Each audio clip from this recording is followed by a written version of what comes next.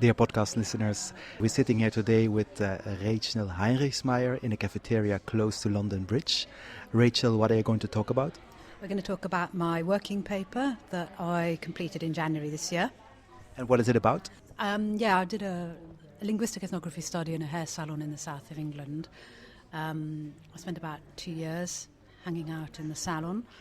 And when you're doing linguistic ethnography, that means that you're getting a sense of the whole site and all the people in the site, so like the stylists and the clients, but you're also doing really detailed analysis of interactions that are occurring. So you're recording the talk between the hair salon and the stylist and the clients. And I also did interviews and I recorded all of those. So it's this combination of the real detail and then the more ethnographic insights that you gain. It's really good fun. How much time did you spend at that saloon? In the salon, on and off about 2 years. So as a client as well as sort of a researcher. So as a researcher I was also acted like a salon worker as well a bit. So it was quite a long time. So, and you were recording their conversations between them and the clients. Where would you put the microphone? Right, that was one of the difficulties, one of the things I reference in my paper, because I have a little handheld microphone and I put it on the shelf in front of the clients. Like a dictaphone? Yeah, kind of like a dictaphone. And there's a little red light on the microphone that flashes particularly loudly when there's a high volume. So it was really visible, and that was the same with the interviews, that it was visible. You did this on purpose? Well, no, I wanted to use a radio mic, but in a hair salon, different people do different tasks, so that's a bit tricky because I'd have to have moved the radio mic from the person who does the hair washing to the person who does the hair cutting. So in the end, I thought I'll just move the mic myself and have a little handheld one. But it was noticing that some clients, when they were sitting having their hair done, would actually talk about the microphone that stimulated my interest in this paper and kind of got me going on it. And the whole paper was, are people really orientating? Are they noticing that radio mic all the way through? And that's whether it's in an interview or it's in an actual occurring interaction, or do they actually forget? Because some people say, well, people forget. And I just wasn't sure whether they forgot or not, and I wanted to find out, do they forget, and how can we know, and does it matter anyway? Maybe it's irrelevant whether they forget or not. So do they forget or not? Well, what I concluded was that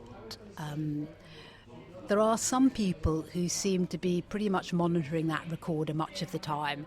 They're making little comments about it and they're saying things which are inferable as noticing that it's there. Can you give an example? Yeah, so there's somebody who's talking about, she talks about drugs, for example. She's talking about, saying she took the drugs in the 60s, and she said... The client. This is the client talking about it, that's right. And then she says, oh yes, I do know I'm being taped, and she suddenly says that loudly. Or another client who acts as if she didn't realise she was being taped, and she makes this little risque comment about blondes get dirty quicker. And then she says, oh God, it'll go on there. But just about a minute earlier, we'd been talking about the presence of the recorder. So she's kind of using the recorder a little bit to do a lot of identity work and position herself. So there are some people who are orientating to it, but some of them just, I would say that probably it's passed them by completely. I have one client who didn't see so well, and she probably didn't notice it at all. She probably just forgot, and I don't think she really knew what I was doing anyway. She kept thinking I was going to write a book.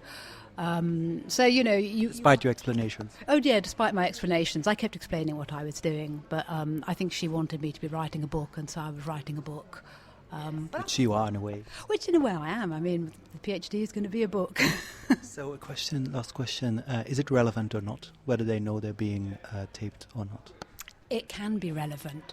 If we think of my example of the woman who said blondes get dirty quicker, if you assume that she knows she's being taped, you can see a whole lot of quite complex identity work being done, which wouldn't be being done if you assume I've just realised that I am being taped. So it can be quite important to know. But you just can't always know. You've just got to always have it in the back of your mind as a possibility. What do you like most about your research? Oh gosh, it's fantastic meeting people. I love doing ethnography. It's brilliant hanging out in a site and really getting to know it. But I also think that the detailed analysis that you do, that real micro-analysis, is fantastic. And then when you have your ideas and it all comes together and you suddenly have that light bulb moment and you think, that's why, that explains it. It's just one of the most fulfilling things you can ever do in your life. You've written other papers on your research? Not based on this, but I wrote a paper based on my master's actually, which was how guides in a brewery orientate to their identity being a guide using small stories. And that was fun too. It's a fun site, a brewery. Thank you. Thank you very much too.